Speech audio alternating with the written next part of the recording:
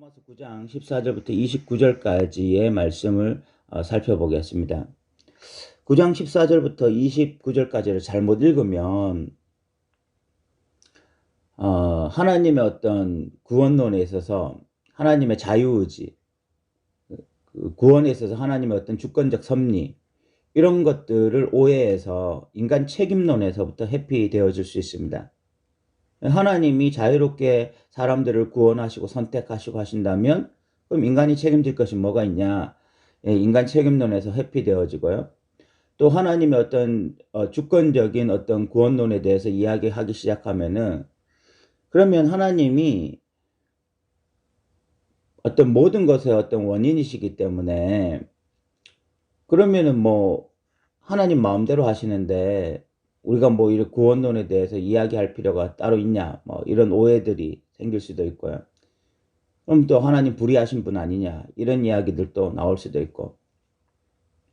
그럼 사도 바울은 도대체 무엇 때문에 본문에서 그런 이야기를 하고 있느냐? 하나님의 어떤 주권적 자유의지, 이 구원론에 있어서 하나님의 어떤 이 자유의지 또는 하나님의 주권적 섭리, 이런 것들을 왜 말을 하고 있느냐? 그 부분을 우리가 알아야 되는데 바로 그 이유는 9장 24절 때문입니다.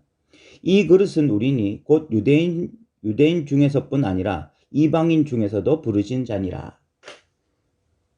이 이야기를 하고 싶은 거야. 하나님께서 뭐 인간들을 마음대로 선택하신다.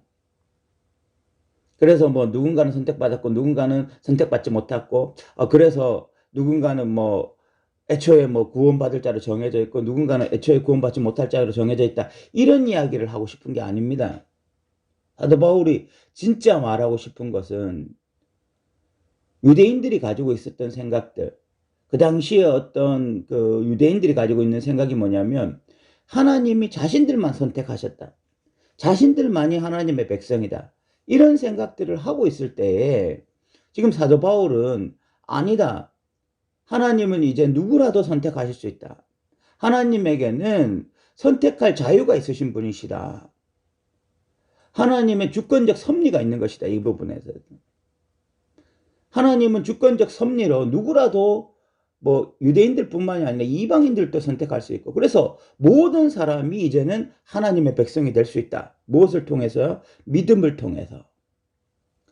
그 이야기를 하고 싶어서 지금 이야기를 하는 것입니다. 그 전에 가지고 있던 어떤 그 고정관념을 깨기 위해서 하나님의 어떤 이 구원에 대한 주권적 섭리를 말하려고 하는 것이지 뭐 다른 의미에서 지금 이야기를 하려고 하는 것이 아니라는 것입니다. 또 하나가 그러면 뭐 이방인들도 하나님의 백성 될 수 있으면 유대인의 특권이 뭐냐? 뭐 하나님이 언약을 하셨는데 구약에 그럼 그런 언약들은 다 무시되는 것이냐? 라고 말을 했을 때 그것이 아니라 구약에서도 하나님의 진짜 백성들은 그냥 혈통적 그냥 유대인들이 아니라 이삭과 이스마엘이 있었지만 이삭만이 하나님의 진짜 백성이었고 야곱과 에서가 있었지만 야곱만이 하나님의 백성이었던 것처럼 하나님의 남은 자들, 진짜 하나님의 백성들에게는 여전히 언약이 살아있다. 이 두 가지 이야기를 하기 위해서. 첫 번째 이야기가 어떤 구원에 있어서 하나님의 주권, 섭리 이런 것들을 강조하는 이유는 이제 이방인들도 하나님의 백성이다. 이야기를 하고 싶은 것이고 또 하나는 그러면 유대인들은 뭐냐라고 말을 했을 때 유대인들에게 하셨던 그 언약이 여전히 살아있는데 그 유대인이라는 것이 그냥 표면적 유대인이 아니라 진짜 유대인들, 진짜 하나님의 백성들에게는 유대인들에게 여전히 구약의 언약이 여전히 살아있다. 그 이야기를 하려고 한다는 것입니다. 15절에 보면 모세에게 이르시되 내가 긍휼히 여길 자를 긍휼히 여기고 불쌍히 여길 자를 불쌍히 여기리라 하셨으니 하나님의 어떤 이 구원에 있어서 어떤 주권적 섭리를 말하고 있습니다. 하나님의 자유의지. 구원에서 하나님은 긍휼히 여길 자를 능히 그냥 자유롭게 긍휼히 여기실 수 있는 거죠.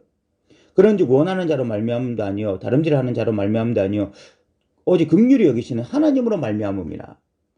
가장 중요한 것은 하나님이 그 사람을 긍휼히 여기실 때에 그 사람이 변화되어질 수 있다.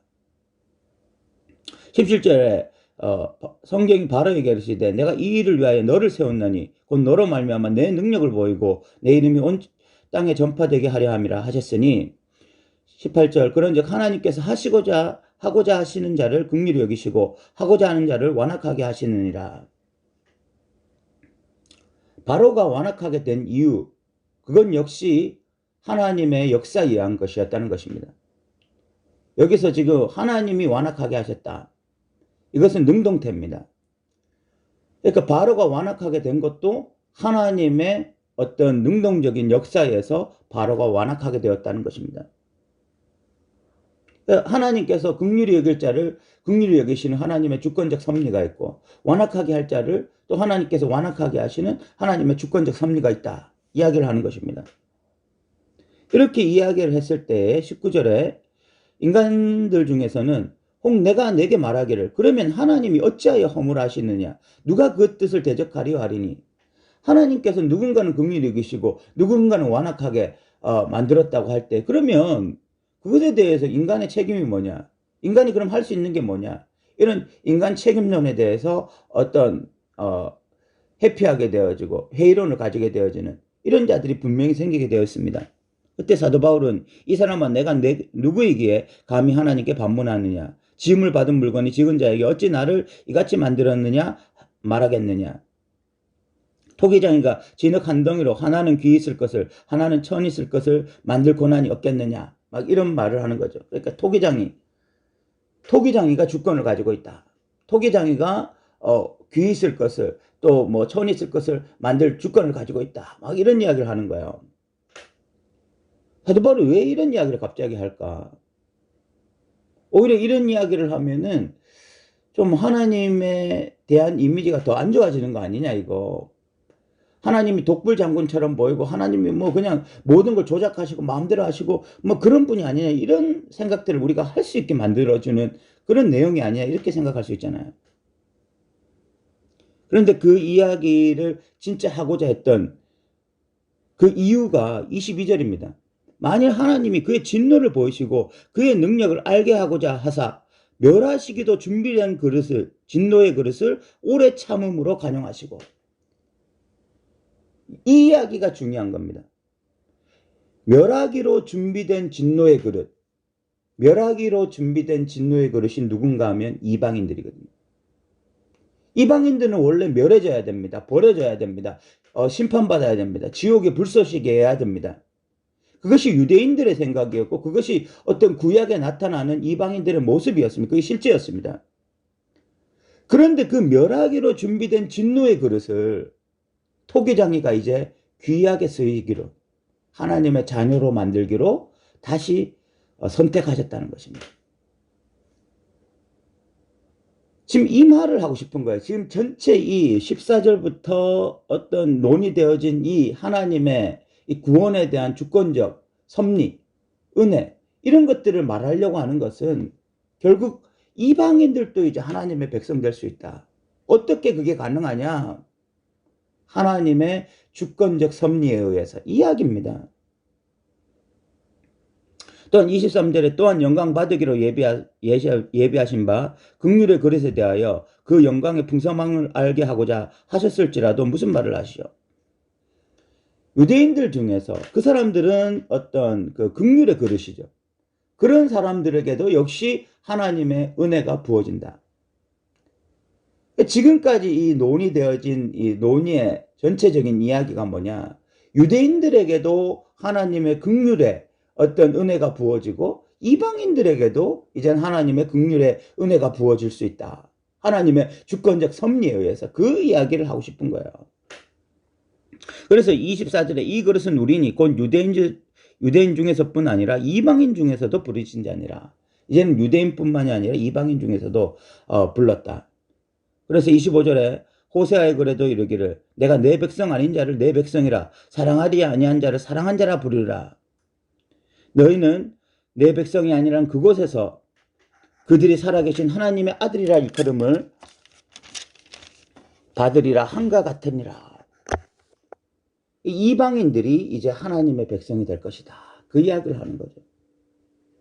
또 이사야가 이스라엘에 관하여 외치되 이스라엘 자손들의 수가 비록 바다의 모래 같을지라도 남은 자만 구원을 받으리니 주께서 땅 위에서 그 말씀을 이루고 속히 시행하리라 하셨느니라. 또한 이사야가 미리 말한 바 만일 만군의 주께서 우리에게 씨를 남겨두지 아니하였다면 우리가 소돔과 같이 되고 고모라와 같이 되었으리라 한것 같으니라. 이 두 가지를 말하는 거예요. 이 구약의 말씀을 통해서. 하나는 이방인들이 이제 하나님의 백성이 됐다. 또 하나는 유대인들이 다 버림받은 것이 아니라 유대인들 중에서 여전히 남은 자들, 그 자들을 통해서 하나님의 언약이 계속해서 진행되어지고 있다. 지금 이 14절부터 29절까지의 논의가 뭐냐? 하나님의 어떤 구원에 있어서 주권적 섭리를 말하는데 그 주권적 섭리를 통해서 사도 바울이 진짜 하고 싶은 이야기가 뭐냐? 이제는 이방인들도 하나님의 백성이 된다. 이제는 이방인들도 하나님의 긍휼하심을 받는다. 그래서 진노의 그릇이 아니라 긍휼의 그릇으로 변하게 되었다. 내 백성 아닌 자들이 내 백성이 되었다. 그 이야기를 하는 것이고, 그럼 유대인들은 뭐냐? 유대인들은 다 버림받는 것이냐? 아니다. 유대인들도 남은 자들, 진짜 하나님의 백성들에게는 여전히 언약이 살아있고 그들은 여전히 구원받는 하나님의 백성이다. 이 이야기를 통해서, 이 9장의 이 이야기를 통해서 사도 바울이 진짜 하고 싶은 이야기는 이제는 이방인이다, 유대인이다, 이런 관점에서가 아니라 하나님의 주권적 섭리에 의해서 믿음이라는 도구만을 통해서 모든 사람들이 하나님의 백성 될 수 있다. 이 이야기를 하려고 하는 것입니다. 이 말씀이 여러분들에게 잘 이해되어지기를 바랍니다. 오늘 또 들어주셔서 감사합니다.